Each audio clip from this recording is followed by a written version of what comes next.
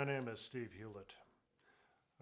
I'd like to thank the donors that made this possible for this 1010 course that I've recently got done with.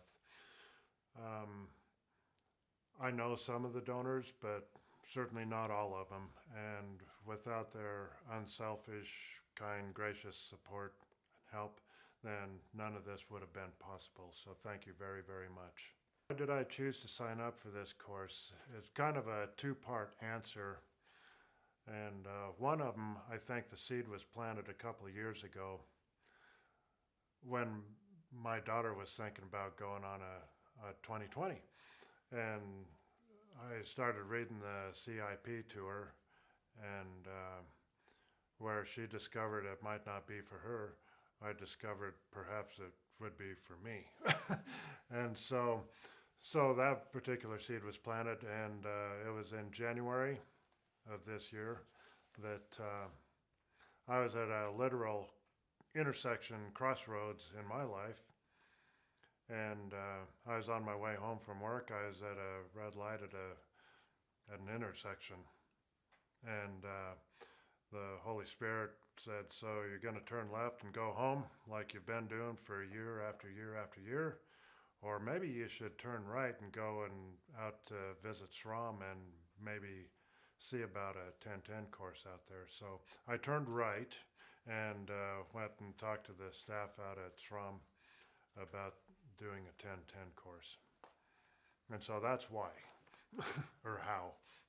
What did I learn on the course? I learned a lot more about backpacking, a lot more about hiking, a lot more about backcountry cooking. Just so much to learn. I learned a little bit more about rock climbing. I learned more as a leader to let others lead by example. I kind of, just a little tidbit, I'm 57 years old and I've led people before. And there were people on the course. There's one young man in particular suggested he was not a leader whatsoever. And he and I were the leaders of the day, and I suggested that he lead. And he did. And you could see his confidence unfold before your very eyes that he could lead. He was leading, and he enjoyed leading. And so I let him lead all day long because I didn't want to get in the way of his progression. And so,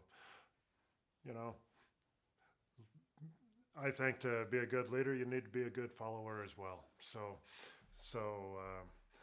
ultimately, I did lead part of the way. I led us on the final leg of the trip out, just because Stuart wanted me to, and so I didn't want to get her angry at me, and so I led part of the way, part of the way out. That's awesome. Just seeing that Jesus and so many people, we were complete strangers at day one. By day 10, lifelong relationships have been developed. And I'm certain that there'll be lasting relationships as well. It was the most incredible thing that I've been a part of. The most impactful part of my course,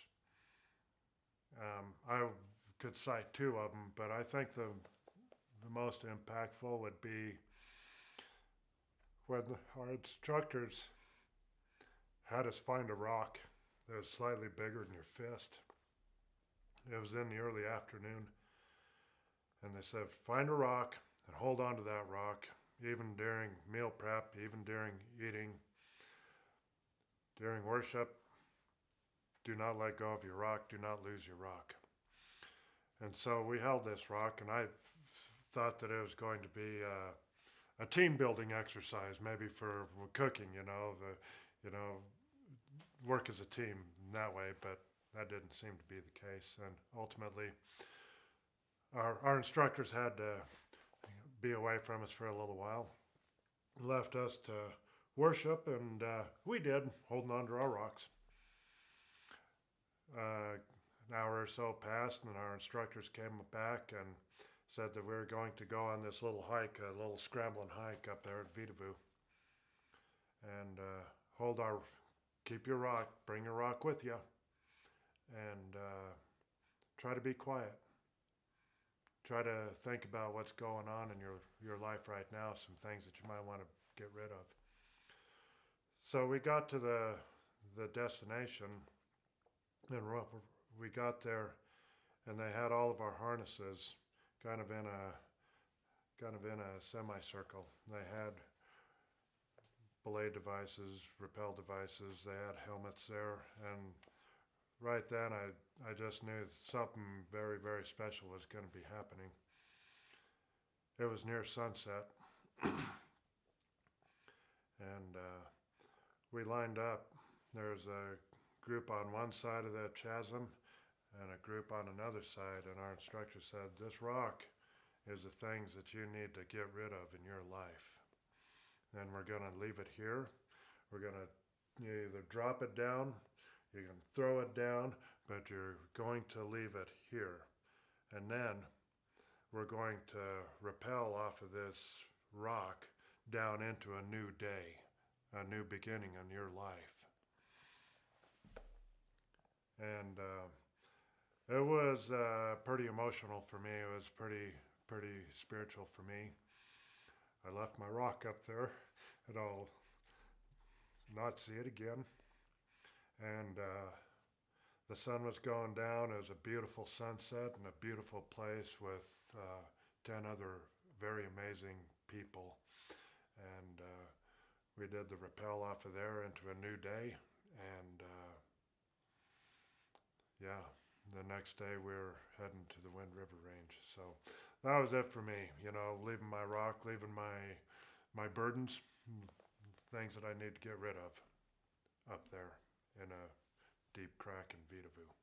I think that my I am statement was something to the effect that I can make a difference.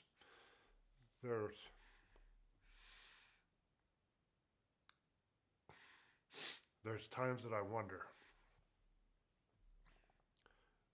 what am I doing? Does it make any difference? And I learned on this trip that, yes, indeed, I think that I do make a difference. I was the oldest person on the trip. The youngest was 17. And wow. I tried to impart some wisdom, I guess, to the younger ones. I did, and I think that I may have made a difference. I suggested if anybody needs somebody to listen to, then I'm your guy, and you can call me anytime, day or night. It doesn't matter to me. So that happened, and I think maybe they will call. We've been keeping in touch so far. And that's how I plan to integrate it into my front country life. Just try to stay open, cancel out the negative thoughts that what I'm doing doesn't matter, because what I am doing, it does matter. And it matters to more people than I could calculate, probably. So we all matter. We are all making a difference,